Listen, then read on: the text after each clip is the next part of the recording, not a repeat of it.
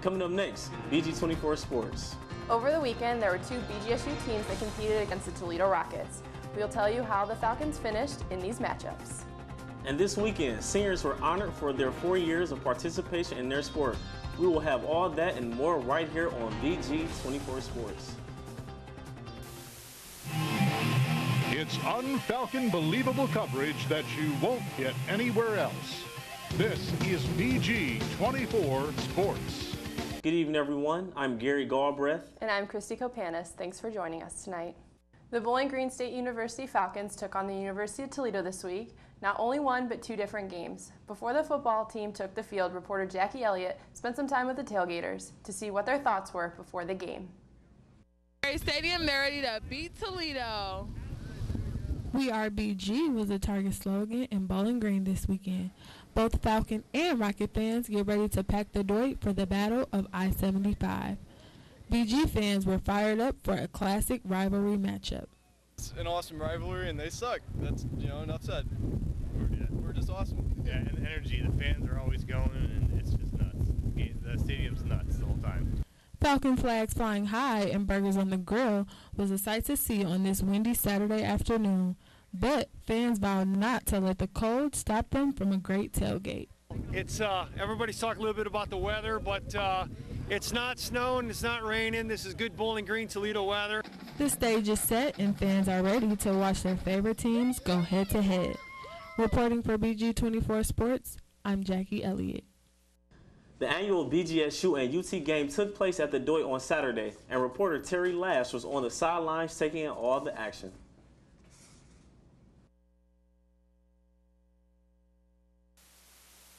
The Falcon football team was in action Saturday afternoon in the Battle of I-75. The team was trying to end a 3-year losing streak to the Toledo Rockets. The Falcons got off to a shaky start as the Rockets took advantage of some untimely drops and penalties to get off to a 21-0 lead over the Falcons in the second quarter. It wasn't until the final drive of the first half that Bowling Green was able to get on the scoreboard. Matt Johnson led a 12-play, 81-yard drive that culminated with Johnson scoring on a 1-yard touchdown run.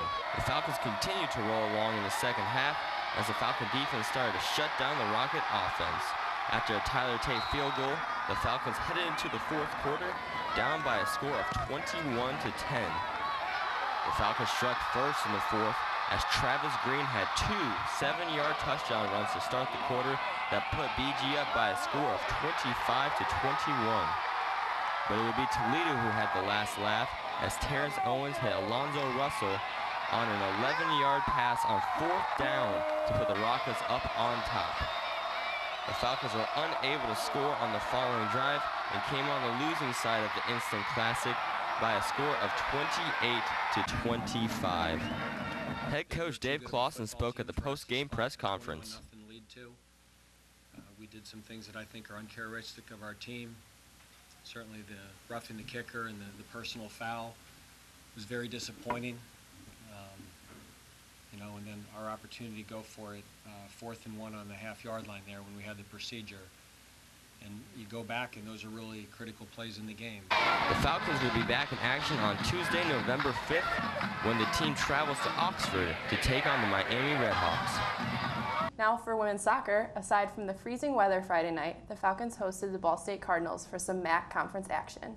It wasn't until 37 seconds into the second when Ball State scored the game's first goal, making it 1-0 Cardinals. Ball State would later score a second goal, silencing the Falcons 2-0. Despite the Falcons' shots on goal, Ball State's goalie blocked all shots. The Cardinals improved to 10-4-3, and as for the Falcons, they fall to 0-14-1. Moving on to Saturday night, the men's soccer team competed against the Hartwick Hacks. During the game, graduating seniors were honored for senior night. But starting the game in the first half, the Hacks scored their lone goal 33 minutes in. Then senior Ryan Comiskey hit a goal midway in the second. That goal lifted the Falcons to a 1-1 game. The game went into double overtime, with both teams making many attempts on goal. But neither were able to put the ball into the back of the net. The Falcons are now 5-6 and 5 ties, and now 2-1 and 1 in the MAC. The women's soccer team competed in their final home game of the season. The Falcons were hoping to bring home their first win during Senior Day. The game honored its graduating seniors while the Falcons attempted to advance over Miami University. The Falcons and the Redhawks were able to make lone goals but were not able to take the lead. After double overtime, the Falcons ended the game in a 1-1 tie. This wasn't a win, but it wasn't a loss either. It was the team's second tie of the season, finishing 0-14-2. Their last game takes place at Central Michigan on Thursday. BGSU swimming made its season debut against Eastern Michigan University this past Saturday. Freshman Victoria Griffith led the team, taking 2 individual wins in the 100 and 200-yard freestyles. The Falcons won 7 out of 14 events at the match, but EMU was able to take the overall win with a final score of 166-126. Bowling Green will compete in back-to-back meets this weekend as they travel to Miami and Xavier. BGSU men's golf team started their last tournament of the fall today, down in Vero Beach, Florida. The team is currently tied for second out of 9 teams through the first day, but freshman Brent Rinker had a great day on the course. He is currently tied for second individually out of 47 golfers. He shot a 68 today, and that puts him 5 under par. The tournament will continue through tomorrow. Coming up later in the show, we will sit down with reporters and discuss this weekend's in professional sports. And following the break, I'll sit down with a member of the Falcon hockey team and discuss the team's upcoming week. You won't want to miss it.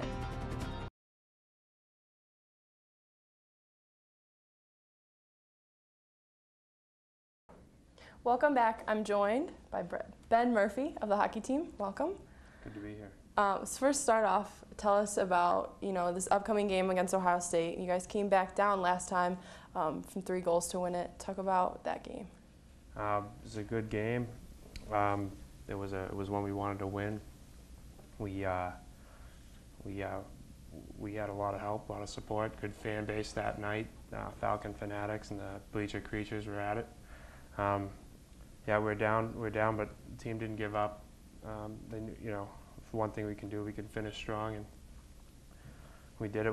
We just believe we're gonna score, and we scored. What's that feeling like when you're down 3-0 to just keep going? Like, how do you keep going at that point?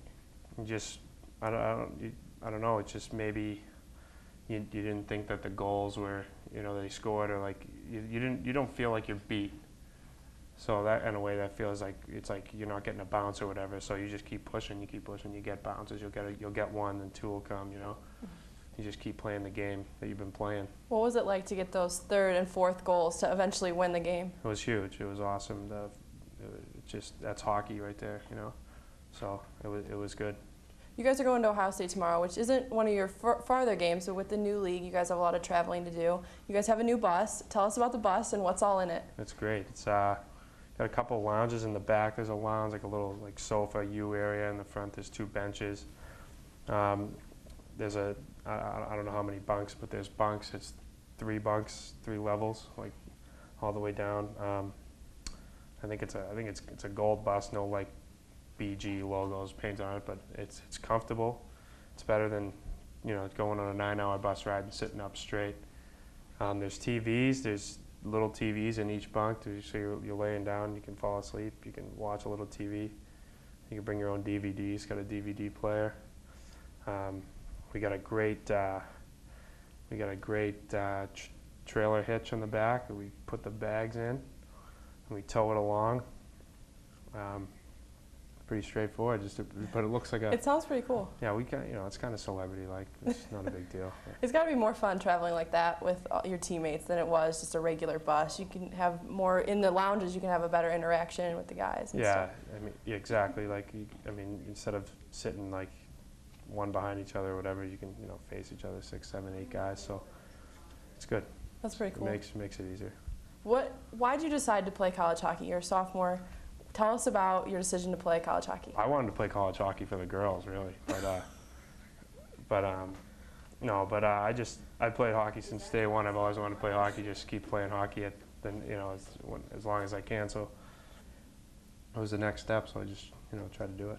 Any goals for the season personally that you have? No, just to be consistent every game, offensively, defensively, and win as many games as possible. We'll try to win our last game. What's your team goals this year? Team goals are to, I'd say, finish strong. That being, make the playoffs and get home ice advantage, and potentially win a WCHA championship. Awesome. Well, thank you to Ben for joining us, and when we get back, I will talk with fellow reporters about MLB and NFL. Welcome back, everyone, to BG24 Sports. Joining Chrissy and I are Adam King, Katie Warnke, and Justin Gentili. And we're going to just jump right into it with the Lions' incredible comeback win with Matthew Stafford, 80-yard drive with no timeouts. How do you guys feel about that? I think that's absolutely crazy. I mean, Matthew Stafford in this 53 career start games, he's had 15,000 yards, and that's the fastest that any QB has done that in NFL history. I think that kid's great. I mean, it's been an absolutely amazing game. I mean, Matthew Stafford fits these balls in these windows, and it's easy to throw it up to Calvin Johnson, who had 326 yards receiving. Yeah. Never mind a fumble lost. When you catch 326, we're going to let it go. But just the spots that Stafford was hitting with that ball was absolutely phenomenal. Yeah. I think it's a huge thing that he does have Calvin Johnson, though. It's unbelievable that a prime-time receiver that can go up there, catch balls, get your yards, get your third down conversions, it does a lot to a QB like him. Now, arguably, is Calvin Johnson the best receiver in the game? Is he? I wouldn't just say he's the best in the game right now. I think you can make a legitimate argument that Calvin Johnson's the best wide receiver of all time. All time? He caught 326 yards in a game. He's had 7 games where he's had 3 games, where he's had 20-yard receptions or more. And there are 15 teams in the league that haven't passed for 326 yards in a game yet, and he did it one time out. You also forgetting about a person who, Terrell Owens, who played not too long ago.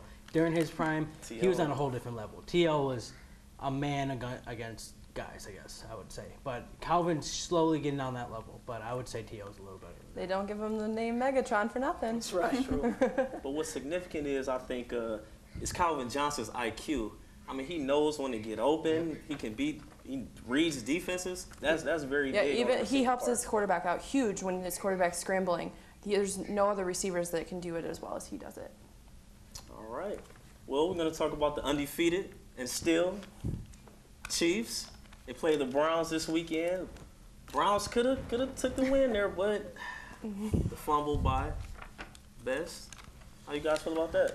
I think it says a lot, not about Best, but about former QB Brandon Weeden. You see 2 guys now, one was a backup and one was third-string lead. Not only wins, but good teams. And Brandon Weeden can't do that. So I think our time with Brandon Weeden, or the Browns' time, is complete. I think he's done.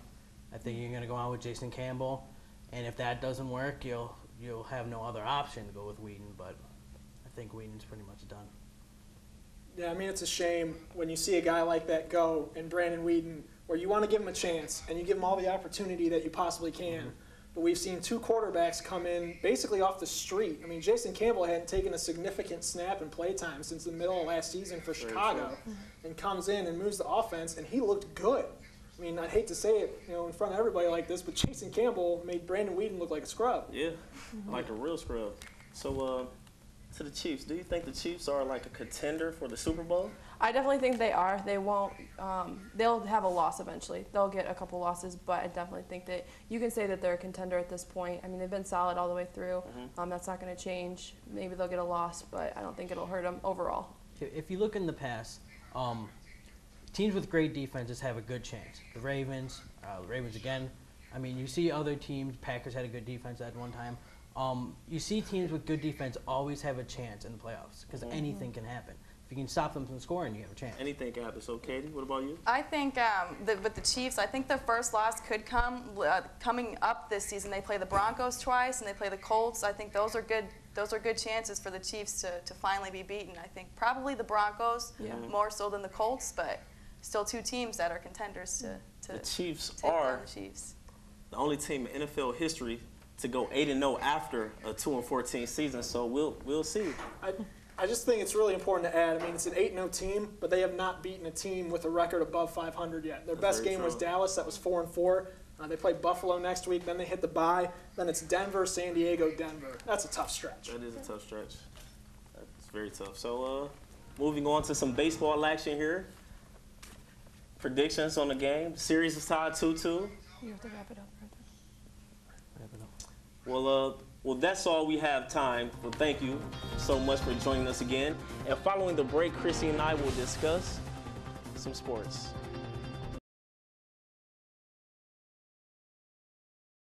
Detroit Tigers third baseman Miguel Cabrera will undergo surgery Tuesday. This surgery will take place in Philadelphia to repair a tear in his groin. This injury bothered Cabrera near the end of the season and throughout the playoffs. Although Cabrera missed more than 10 games during the regular season, Miggy ranked #1 in league batting average and runs batted in. Cabrera was 9 home runs shy of being crowned Triple Crown winner 2 years in a row. Miggy is scheduled to make a full recovery in time for next season. A local football player has signed with the Colts officially this morning. Wide receiver Griff Whalen, who played for Sylvania Southview, was brought up from the practice team this morning and signed a contract with the Colts. Whalen was current quarterback Andrew Luck's roommate while they were at Stanford. And coming up, after the break, we'll talk some weekend sports.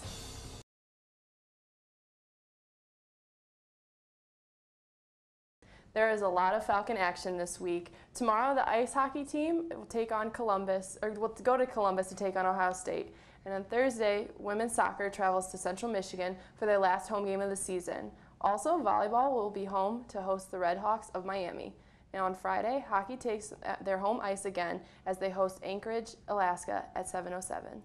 On Saturday, the cross-country MAC championships will take place here in BG at 11 in the morning. Men's and women's basketball will each host exhibition games on Saturday. First, the men's battle Malone at 2 p.m., then the women's take on Tiffin right after at 4:30.